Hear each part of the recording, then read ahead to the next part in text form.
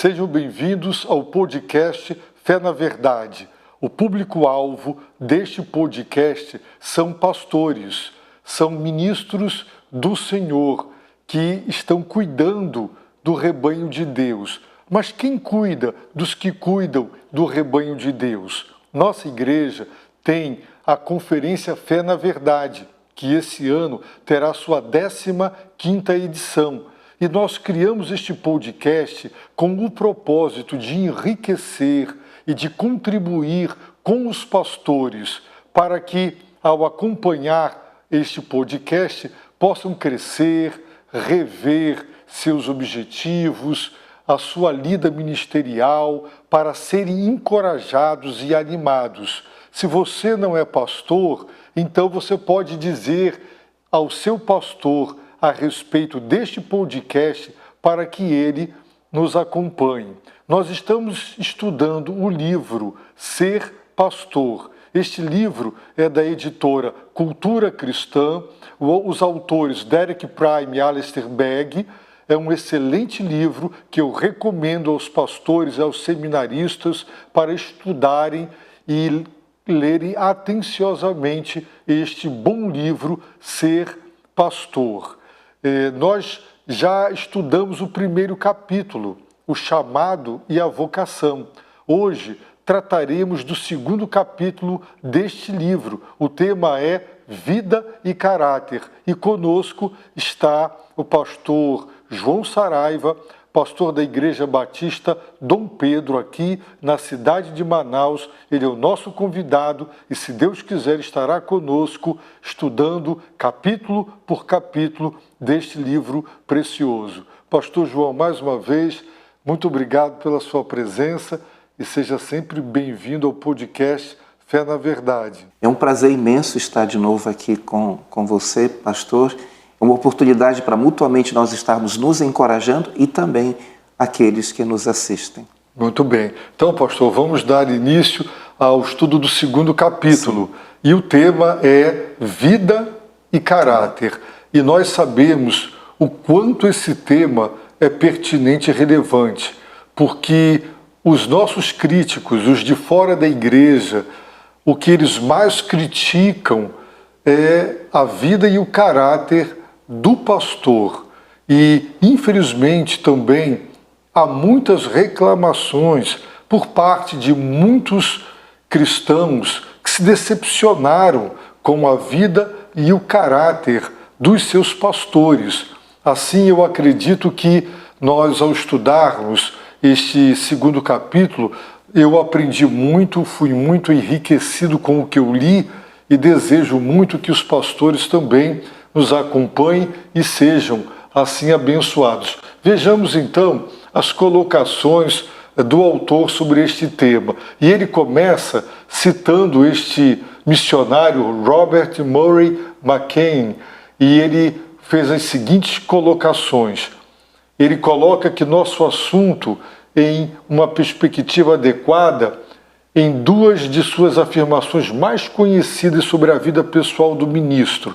A primeira é: a maior necessidade de meu povo é a minha santidade pessoal. E a segunda grande afirmação, muito conhecida, feita por ele, que a arma terrível nas mãos de Deus é um ministro santo. São duas frases impactantes. Eu conheço, pastor, uma igreja que ela, quando entra em sucessão pastoral, ela só aceita a indicação de quem tem doutorado.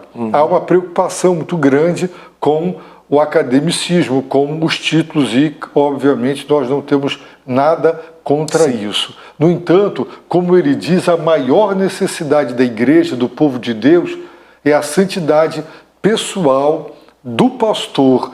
E trata-se de uma arma terrível, um homem santo, um pastor santo nas mãos de Deus. O que o irmão pensa sobre estas duas afirmações, pastor? Então, o caráter é fundamental na vida de qualquer pessoa e principalmente de um homem que aspira ao episcopato.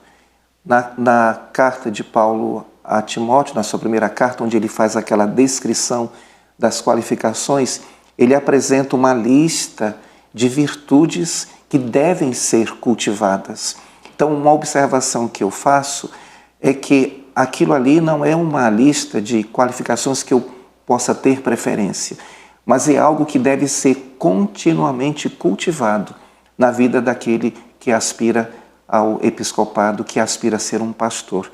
É um privilégio muito grande e a necessidade de se empenhar, de se esforçar, como ele bem destaca no contexto, é fundamental, porque o caráter é a chave para o sucesso da vida ministerial. É verdade.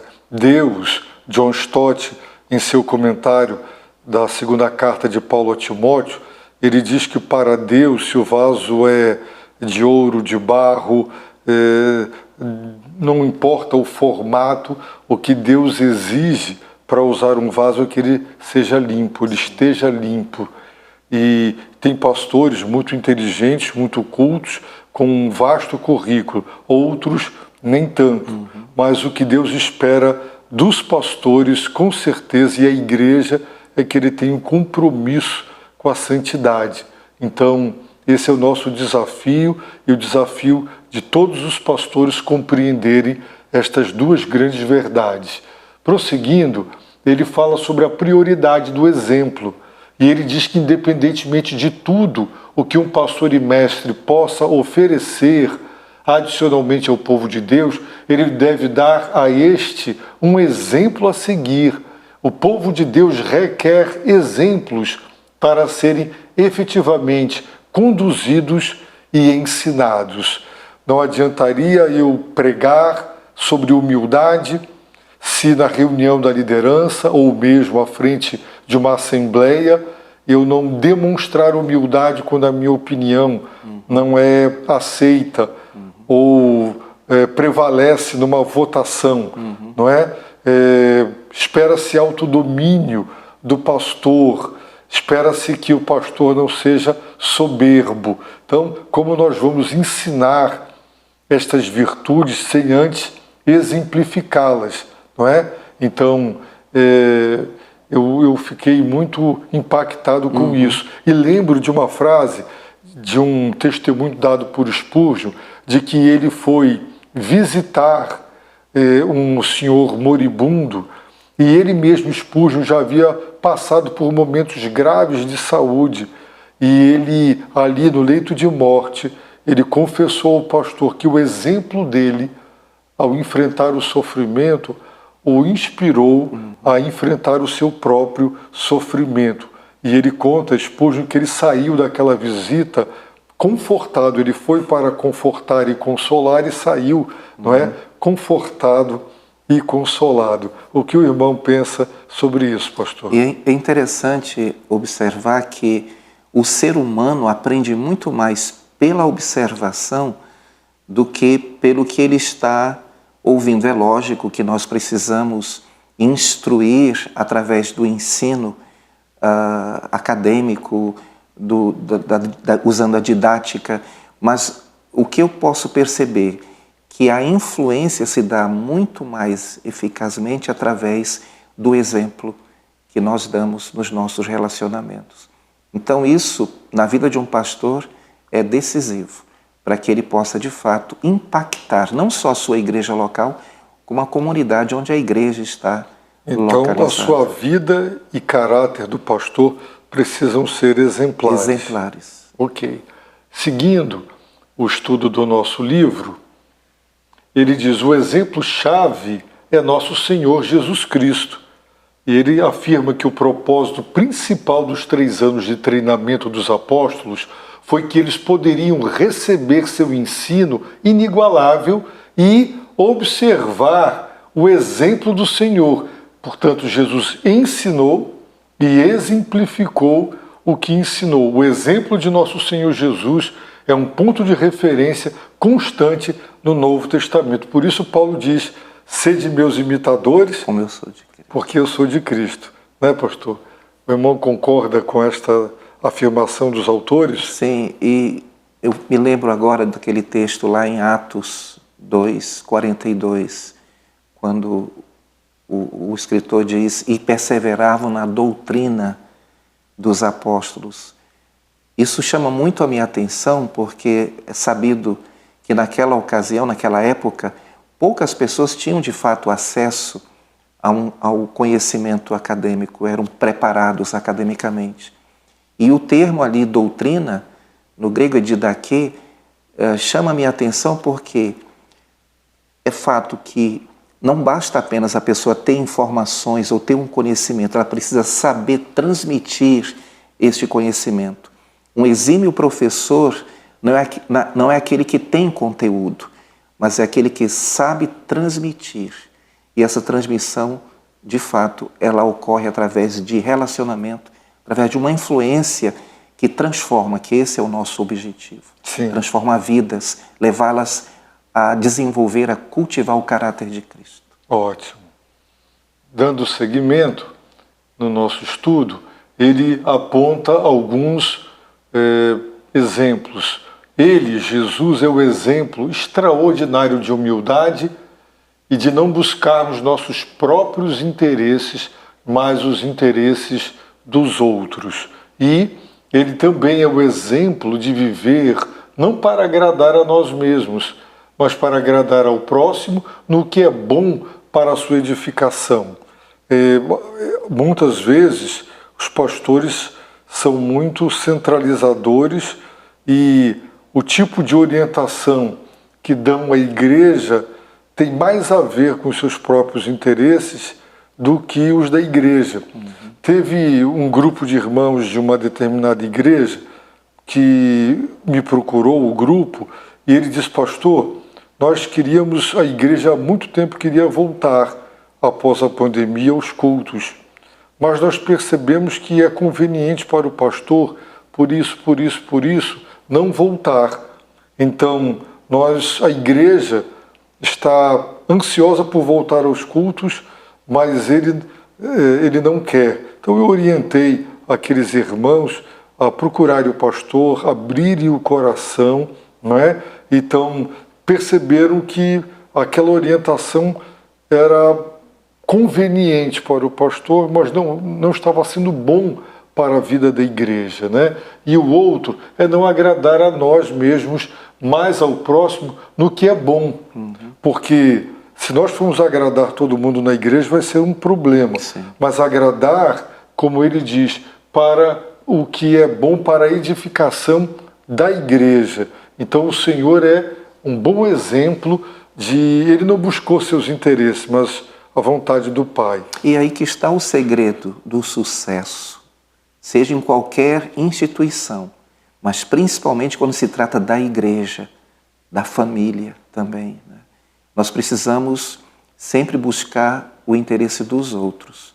Então, ao invés do foco em si, eu tenho que colocar o foco no outro. E isso vai fazer com que, de fato, haja fruto naquilo que eu estou trabalhando, naquilo que eu estou investindo. E no nosso caso, se nós pastores deixarmos claro, se ficar evidente para a igreja, que toda a orientação que nós repassamos à igreja, primeiro é produto de oração. Sim. Segundo lugar, ficando evidente que o alvo é o bem-estar da igreja, é um exemplo para que outros líderes, Exatamente. ao fazerem suas propostas, também o façam seguindo esse exemplo. Não é o prevalecimento da minha opinião, do meu gosto, mas buscar o que é realmente edificante para a igreja. Tem mais exemplos do Senhor Jesus. Ele é o exemplo de como devemos acolher-nos uns aos outros. Ele é o exemplo de generosidade em doar-se a si próprio à custa de sacrifícios. Ele é o exemplo de como devemos nos portar quando sofremos por fazer o bem. Ele é o exemplo da vida de amor na qual devemos andar. Estas são algumas das muitas referências ao seu exemplo. O pastor quer fazer algum destaque destes exemplos enumerados? Eu poderia, assim, simplificar todos estes pontos com uma frase que eu gosto muito de usar, até para que eu lembre continuamente de qual é a minha missão. Pessoas precisam de pessoas. Eu não posso me esquecer em nenhum momento, em qualquer ministério que eu esteja, em qualquer posição em que eu esteja ocupando na igreja, que a prioridade devem ser as pessoas. Precisamos da estrutura, precisamos de uma organização, precisamos de programas, mas as pessoas são mais importantes do que as coisas, do que as estruturas, do que os programas. E isso, trazendo sempre à nossa memória, pode nos ajudar a evitar, ou saber, melhor dizendo, como lidar com os conflitos que vão surgir nos nossos ministérios. Sim. Dando seguimento, os autores dizem: tendo instado os filipenses a seguir tudo o que é verdadeiro, respeitável, justo, puro, amável, de boa fama, virtuoso e digno de louvor, Paulo os exorta: o que também aprendestes e recebestes e ouvistes e vistes em mim, isso praticai, e o Deus da paz será convosco. Eu gosto deste versículo porque ele diz: o que também aprendeste, porque ele ensinou, recebeste, porque ele deu, ouvistes, porque ele pregou, e vistes, porque ele exemplificou. Aí ele diz: isso praticai. Então Paulo se apresenta como um modelo. Né? Não é um autor escrevendo de longe, mas alguém que conviveu, alguém que eles puderam perceber o seu exemplo, a sua vida. E, como dizem os autores, pode até parecer uma presunção ou orgulho, mas não é. Na verdade, ele teve autoridade para dizer isso. Isso praticai, o que vocês aprenderam, receberam, ouviram e viram em mim, porque ele exemplificou. Seria bom que todos os pastores tivessem essa coragem de dizer isso à igreja, né, pastor? E isso, eu acredito, é possível na medida em que nós, de fato, como pastores, investamos no discipulado, na formação de líderes, porque esta consciência ela vem na medida em que a palavra é ministrada, é pregada, é vivida no seio da igreja local. Certo. Nós estamos terminando o nosso primeiro bloco. Está extremamente relevante e edificante. Fique conosco, voltaremos rapidamente para o segundo momento do podcast Fé na Verdade. De volta ao segundo bloco do programa e podcast Fé na Verdade, estamos estudando o segundo capítulo do livro Ser Pastor. E este segundo capítulo tem como tema Vida e Caráter. E nós estamos considerando o quanto é importante que nós, pastores, aceitemos esse desafio e responsabilidade. Apesar das nossas limitações e imperfeições, nós não somos perfeitos, mas nós somos desafiados pelo Senhor a termos uma vida e um caráter que sejam exemplares para cada ovelha e para todo o rebanho de Deus. Pastor, os autores colocam que seguir bons exemplos é parte das provisões de Deus para auxiliar seu povo a obedecer à mensagem do Evangelho. E o Novo Testamento coloca uma ênfase tão grande no caráter como qualificação para a liderança espiritual, quanto nos dons. Provavelmente a ênfase seja maior no caráter. Né? No primeiro aspecto, eu vejo que providência são os meios da graça e pastores exemplares são meios de Deus para estimular o povo de Deus a andar nos santos e retos caminhos. E na segunda colocação, nós temos aí aquela questão de carisma, não é? Dons e carisma e caráter. Caráter é o fruto do Espírito, carisma, dons são as qualificações. Ser qualificado tanto pelos estudos quanto pelos dons é importante. Mas a igreja de Corinto tinha todos os dons espirituais e não era uma igreja exemplar.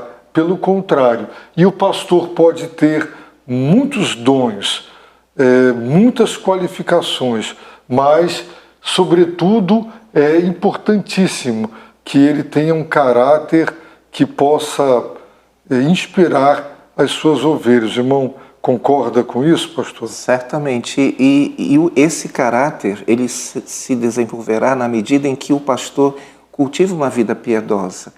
E um grande risco que nós corremos, como pastores, é de nos acomodarmos a uma rotina que nos leve a ter uma vida ministerial no automático. Isso, com o tempo, pode trazer certamente um esgotamento espiritual, um esgotamento emocional, afetando, inclusive, o desempenho também no ministério. Portanto, é importante que eu cultive uma vida piedosa, uma vida de intimidade com o Senhor, andando de fato na presença do Senhor, sem me tornar um profissional. Sim. Pastor, eu me lembro agora também, não lembro assim totalmente com as palavras exatas, mas Spurgeon, ele também disse que certos membros da igreja diziam que quando o pastor está no púlpito pregando, eles gostariam que ele jamais descesse do púlpito. E quando o pastor está fora do púlpito e eles o observam, eles gostariam que ele nunca assomasse o púlpito, né? Quer dizer, destacando que uma coisa era ele como pregador, outra coisa era ele como pessoa. Sim. O exemplo dele o desqualificava para assomar o púlpito, mas quando no púlpito o que ele ensinava, não é, era edificante para a igreja. Mas, infelizmente, o seu exemplo o desqualificava. E nós temos que lutar.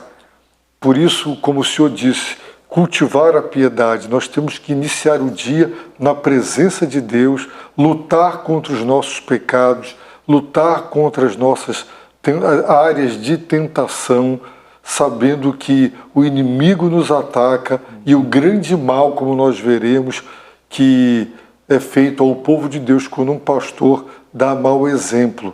Então isso exige muito de nós, uma vida mesmo consagrada, e sem oração e sem a palavra nós não teremos essa pureza e essa santidade para sermos bons exemplos para o nosso rebanho.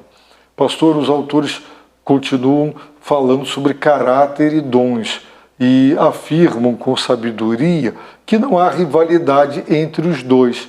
Ambos são importantes e necessários. Alguém com caráter, mas incapaz, né? Alguém capaz sem caráter, então os dois não se rivalizam, eles se completam, né?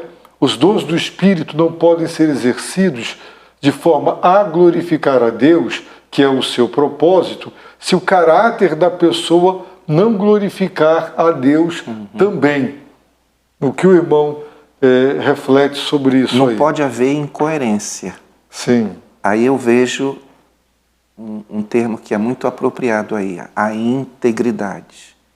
Então, o pastor deve, como exemplo, representar na sua comunidade aquilo que Deus espera de todo cristão: integridade, inteiro, totalmente cheio da presença do Espírito Santo, que vai refletir em todas as áreas de sua vida. Não podemos praticar dicotomia, ter uma vida religiosa e, consequentemente, oposta àquilo que de fato o Senhor espera de nós, que é a integridade de coração. Sim. Dando prosseguimento, alguns aspectos práticos. Então ele pergunta: em que esferas o líder espiritual, o pastor e mestre, deve ser um exemplo? E ele responde: em todas as esferas. Não é? Uma afirmação fundamental se encontra em 1 Timóteo 4,12.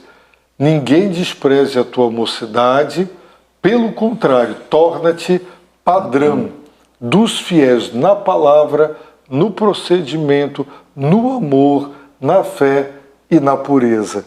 Que desafio, né, pastor? Ser pastor é um desafio.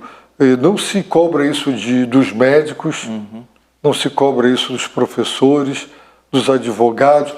Queremos que todos, né, sejam pessoas de caráter, mas ao sentar na cadeira de um dentista, você não pergunta se ele é divorciado, se ele é casado, 1, 2, 3 vezes, não é?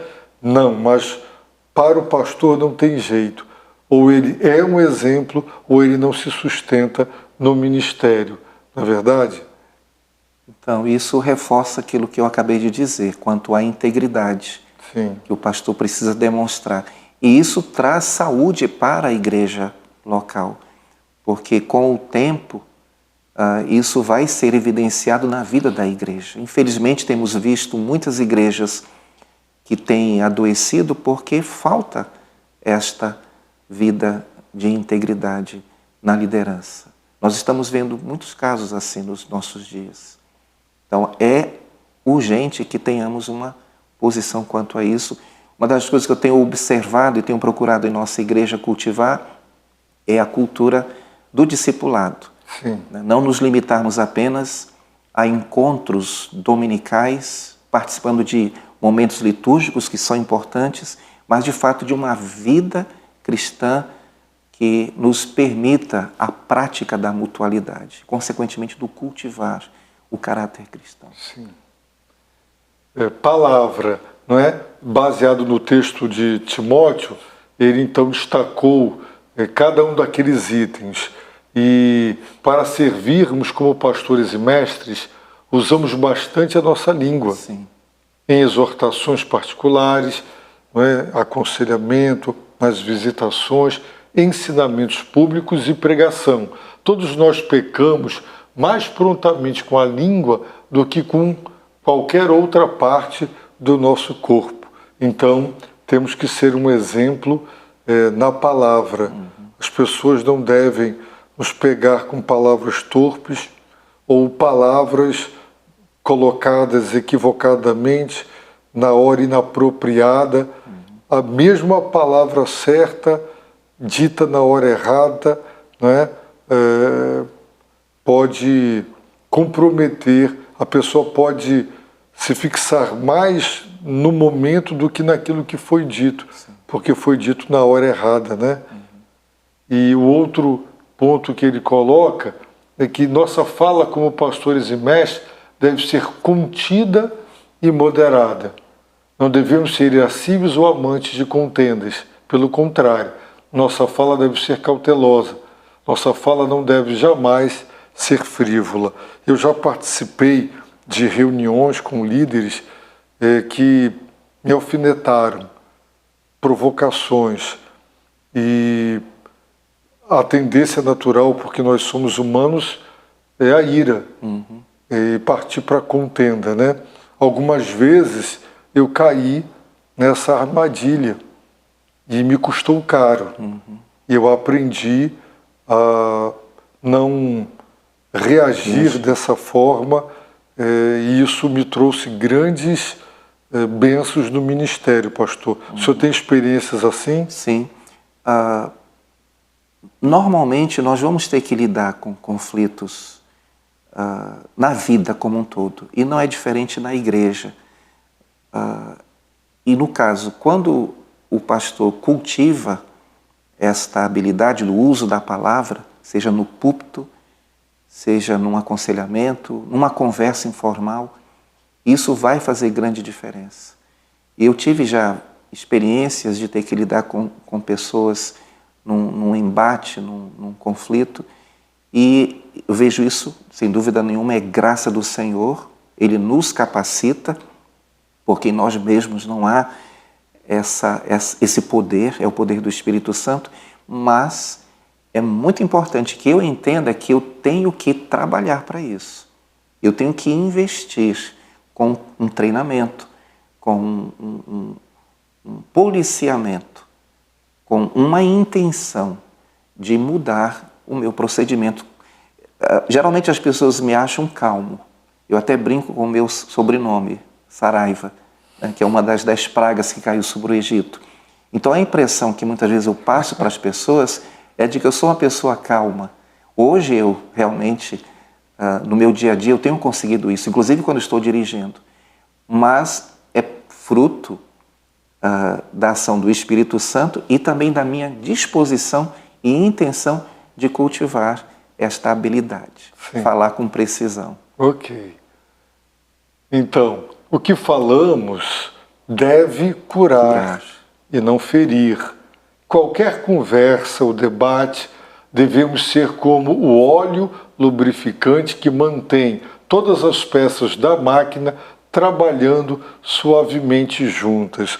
O livro de Provérbios e, de modo geral, as Escrituras, elas nos exortam muito sobre as palavras certas, as palavras ditas na hora certa, porque realmente curar e não ferir. Tem horas que, ao invés de apagar incêndios, nós abanamos brasas, né? Exato. As palavras podem cumprir esse papel de extintor ou de abanador, né? De brasas.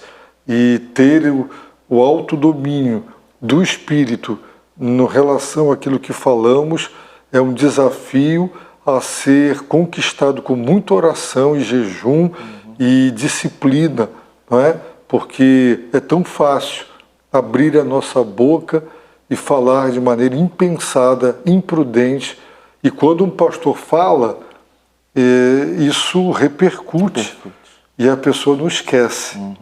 Eu tenho percebido que as pessoas nos pegam naquilo que dissemos e depois nos cobram, né? Exatamente. Ok. Estilo de vida. Nosso estilo de vida é exemplo para os outros seguirem. Primeiramente, de piedade e justiça, devemos ser como Deus, nosso Pai Celestial, em santidade. Pastores e mestres não são cristãos profissionais fazendo as coisas certas somente quando estão em público. Então nós temos um estilo de vida. Eu me lembro, pastor, em 1988, eu estive em Singapura fazendo um curso, o Instituto Haggai, e eu fui lá num curso avançado de liderança e no meio do caminho foi necessário parar em Paris, fiquei lá 2 dias na ida e 3 na volta, ou foi o contrário. E um colega que estava lá, que também tinha ido do Brasil, ele brincando, ele disse, olha, nós estamos aqui, ninguém nos conhece, ninguém está nos vendo, podemos fazer o que quiser, porque estamos tão longe de casa. Mas, como ele muito bem observou, né, o nosso estilo de vida deve ser um exemplo. Onde quer que estivermos, não só em público. O pastor deve ser alguém, sobretudo todo cristão, mas o pastor deve ser alguém que vive com a consciência de que ele está diante de Deus. E mesmo que ele não tenha ninguém que o conheça, ele deve estar sempre muito preocupado com o seu testemunho, não é verdade, pastor? Exatamente. Eu costumo falar num tom de brincadeira, mas não deixa de ter uma verdade aqui, que nós parecemos um programa de computador. Eu falo no sentido de que depois que formata, aquilo fica estabelecido. No nosso caso, questão dos hábitos arraigados, caráter. O propósito de Deus é que sejamos parecidos com Cristo. E quando isso de fato está em processo de consolidação, de formação, depois que nós, de fato, assimilamos estas virtudes que estão sendo trabalhadas no livro, nós vamos proceder de tal forma que não tem como nós voltarmos a práticas antigas ou hábitos que não estão de acordo com o plano e propósito ou o padrão de Deus para as nossas vidas. Fica bem estabelecido isso. Esse deve ser o nosso propósito como pastores. Sim. Para as nossas vidas pessoais e para a vida daqueles que estão sob as nossas responsabilidades também. E é um grande desafio para nós, né? Dando prosseguimento, os autores escrevem o seguinte: ao observar nossa conduta, Os demais devem ser capazes de ver que somos justos, no sentido de que o que fazemos não se desvia do que é certo e que somos irrepreensíveis, de modo que nenhuma censura possa ser imputada a nós por nossa falha em cumprir nossa responsabilidade para com o próximo. Então, isso também mostra para as ovelhas que elas precisam também ser mais tolerantes com o pastor, Sim. porque é um desafio muito grande para um ser humano falho, como nós somos, né? E com nossas limitações. Eu não estou querendo atenuar a nossa responsabilidade, mas apenas deixar claro que ela é extremamente desafiadora.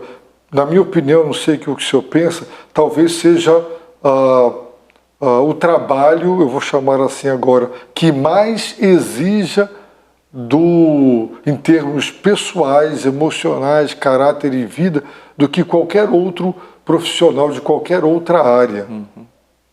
E no caso, é fato que ser irrepreensível não quer dizer que nós não tenhamos áreas que precisam de ser trabalhadas.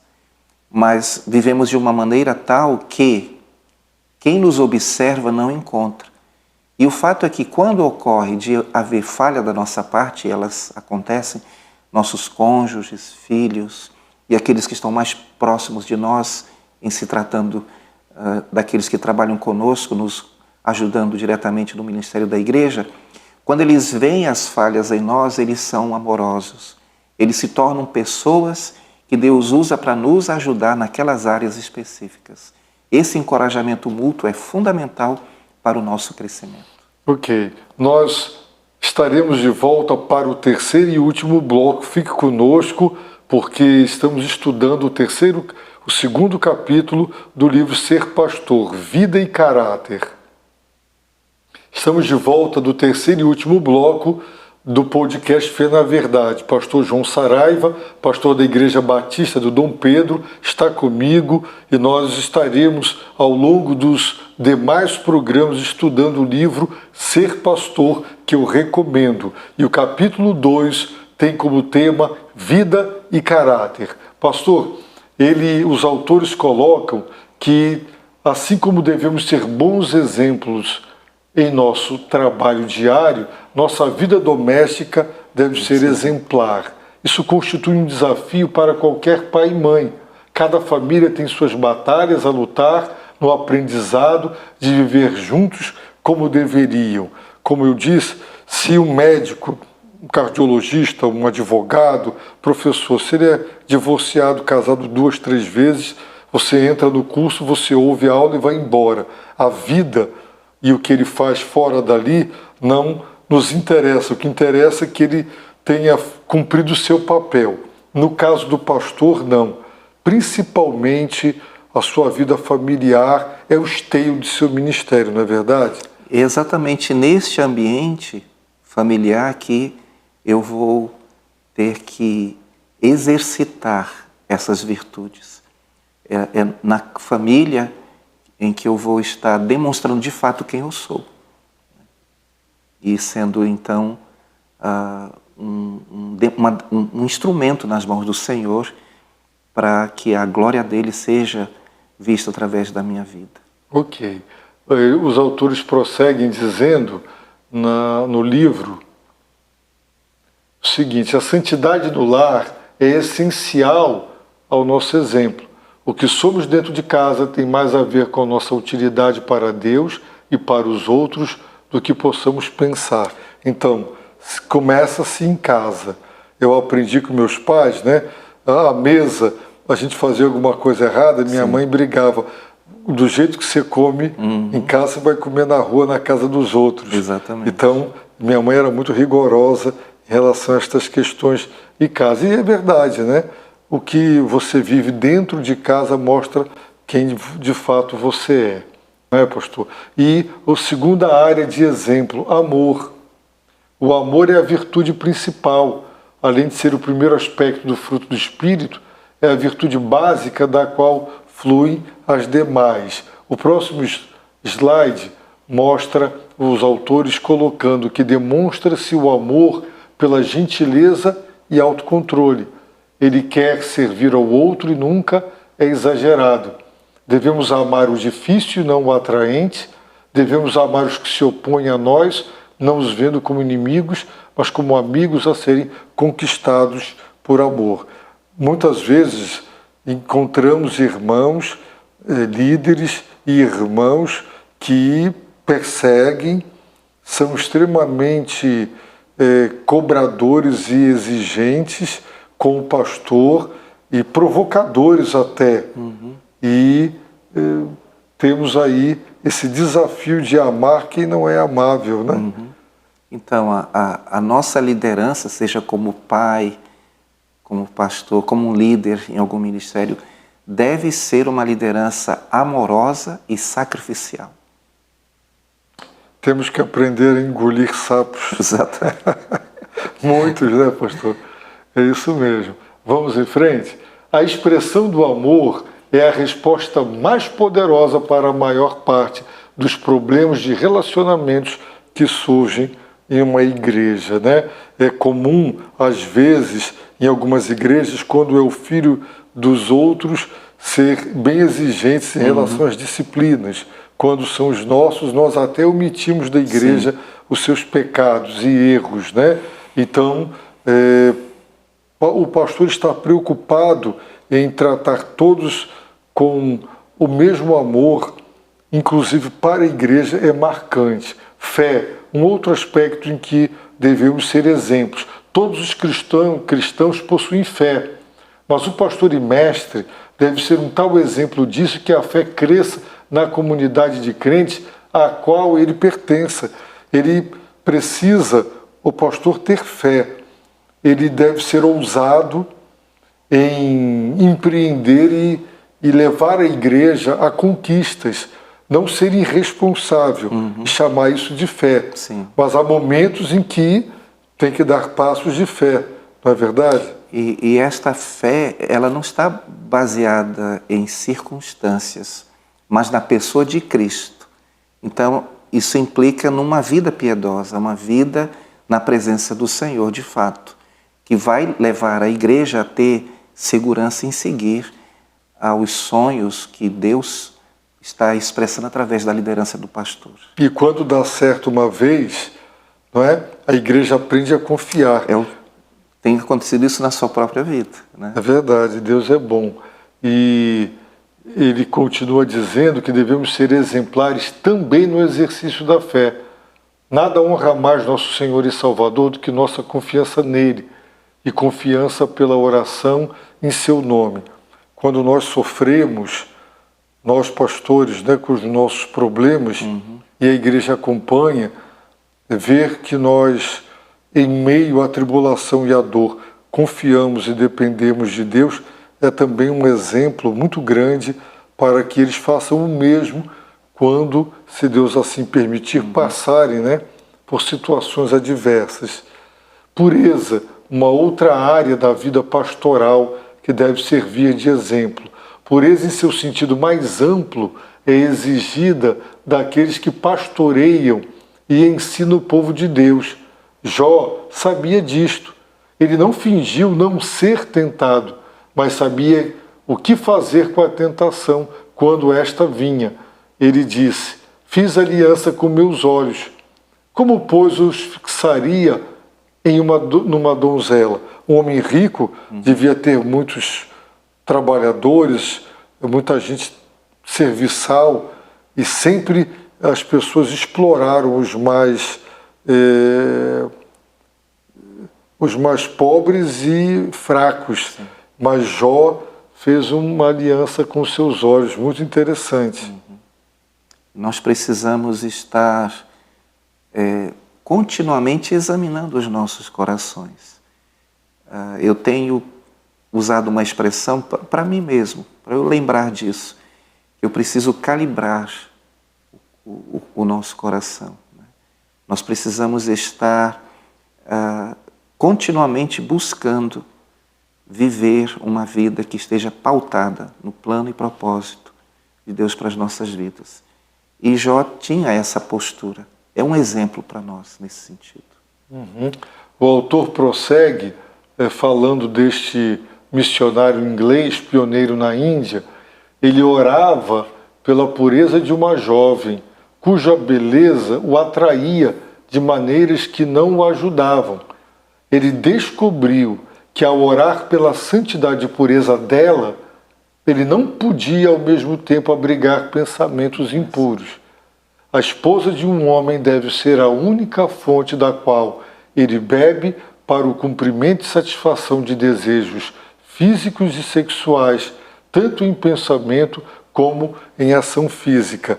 O pastor deve saber como cumprimentar uma moça solteira, uma moça casada, uma senhora, não é? E se ele perceber que alguma jovem bela que de alguma maneira o desperta, orar por ela o levará à pureza.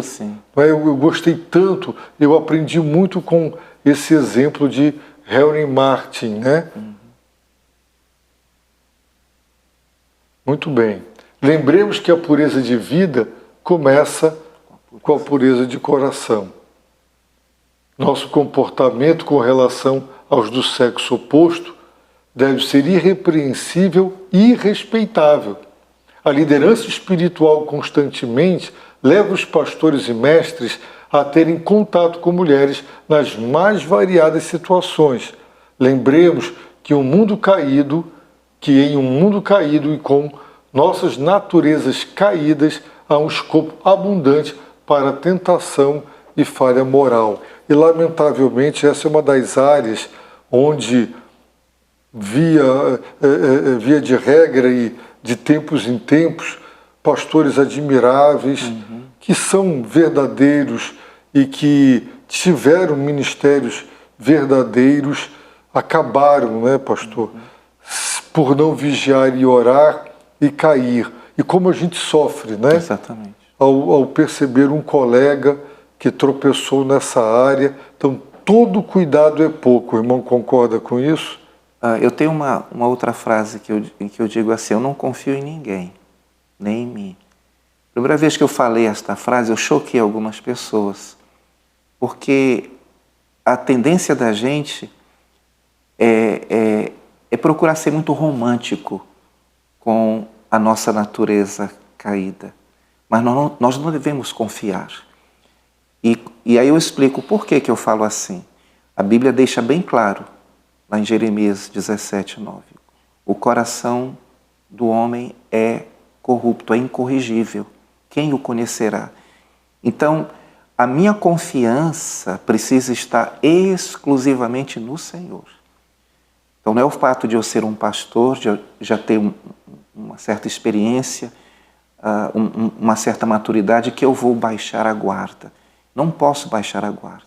E quanto às pessoas, eu vou investir nelas. Eu confio, eu creio que Deus pode operar transformação na vida das pessoas. Então, o meu investimento é feito com fé na obra redentora que o Senhor Jesus Cristo já fez na cruz e no poder do Espírito Santo, através da vida da igreja. Ótimo. Áreas de crescimento. Todas essas prioridades espirituais da vida e do caráter constituem áreas de crescimento. Para mim, ele está dizendo, não se acomodem. Nem em cada palavra, amor, fé, pureza, podemos e devemos crescer. Deus frequentemente promove o nosso crescimento espiritual nessas áreas por meio das dificuldades. Ele nos permite superá-las através do curso de nosso ministério. Paulo não teria sido o apóstolo útil, pastor e mestre que foi, se não tivesse sofrido tantos desapontamentos e dificuldades. Ele foi treinado na escola do sofrimento. Não é? E ele aprendeu, cresceu e amadureceu e foi aquele gigante espiritual. O sofrimento nos ajuda a colocar o foco no lugar certo. Sim. Nos ajuda também a identificar ídolos no nosso coração. E aquilo que é ressaltado aqui, nós vamos ser moldados no caráter de Cristo. Então, ver as adversidades, as lutas, os problemas como, na verdade, bênçãos, como nossos amigos, porque cooperam para o nosso crescimento no caráter de Cristo. Sim. Um autor anônimo disse, certeiramente, que caráter é aquilo que nós somos quando estamos na escuridão. Quer dizer, quando ninguém está nos vendo, não é? Nós não estamos representando ou apresentando um comportamento que é compatível com quem me observa. E quando estamos anônimos, não é? O nosso caráter deveria ser o mesmo. Sim. O mesmo padrão, onde quer que estiver, acompanhado ou só. Nossa vida privada e secreta provê a pista para a aprovação de Deus sobre nossa vida pública e serviço. Se tivéssemos que resumir em uma palavra o que a vida de um pastor e mestre deve ser, a palavra escolhida seria divina, ainda que essa palavra esteja fora de moda. Ele botou entre aspas, né? Porque nenhum de nós vai ter uma vida divina, mas uma vida, eu entendo, né? Eu interpreto que deve ser uma vida realmente a sós ou em público, aprovada por Deus. Uma excelência naquilo que você faz, naquilo que você vive, de maneira que, aí, lembrando as palavras de Paulo aos Coríntios, portanto, quer comais, quer bebais ou façais outra coisa qualquer, fazer isto para a glória de Deus. Pastor, então, a vida e o caráter do pastor são o fundamento do seu ministério. O apóstolo Paulo, ele deixou bem claro que ele se disciplinava de maneira severa e austera. Ele chegou a dizer que eu esmurro meu próprio corpo, ele se o reduz à escravidão. Eu creio que foi linguagem metafórica para dizer que ele disciplinava os seus apetites, o seu corpo, e ele deixa claro por que ele era tão severo e tão austero com ele mesmo, para que depois de pregar, ele não ficasse reprovado, não dissessem a respeito dele. Ali vai alguém que não vive o que prega. E aí eu me lembro do Senhor dizendo que os fariseus haviam se sentado na cadeira de Moisés, né? Eles eram os sucessores, vamos dizer assim, ocupavam naquele tempo o papel que Moisés havia cumprido em seu tempo. Mas o Senhor disse para não imitar o que eles faziam. Ele deixou claro que deveriam ouvir, porque muitas vezes estavam ensinando o que era certo, mas o seu exemplo era incompatível com o seu ensino. Então, nós, pastores, temos esse dever, essa obrigação e esse desafio contínuo de depender de Deus para que nossa vida não seja reprovada, para que nós não venhamos a dar brecha para o inimigo e para crentes imaturos e para pessoas que querem denigrir o Evangelho, que nós não sejamos essa pedra de tropeço. Quais são, pastor, então, as suas últimas considerações sobre este tema, vida e caráter? Me faz ver o quão grande é a minha responsabilidade de demonstrar, através da minha vida, primeiramente a minha família, e depois a minha igreja local, e aqueles com quem eu trabalho, a minha comunidade, quão grande é a responsabilidade de demonstrar o caráter de Cristo. E busco, então, fazer o meu melhor, com a graça do Senhor, com a ajuda do Espírito Santo, em focar continuamente este propósito de ser uma pessoa que deixa a marca de Cristo na vida das pessoas com quem me relaciono. É verdade. Pastor, concluindo então o nosso podcast, fica aí para todos os pastores que estão assistindo e participando. É um desafio, mas no primeiro capítulo nós vimos que o autor recomenda a não entrar no ministério. Faça outra coisa, ele diz. Mas se você é seminarista, vocacionado, se você vai entrar no ministério, então lembre-se que o seu maior desafio não é ser um mestre, um doutor, um pós-doutor em teologia, um exímio pregador que consiga fazer excelentes exegeses, sermões homileticamente bem construídos, pastores com o português correto, né, e eloquentes. Tudo isso tem seu valor e a sua importância, mas a principal preocupação de quem aspira o ministério é: eu terei que ser exemplo.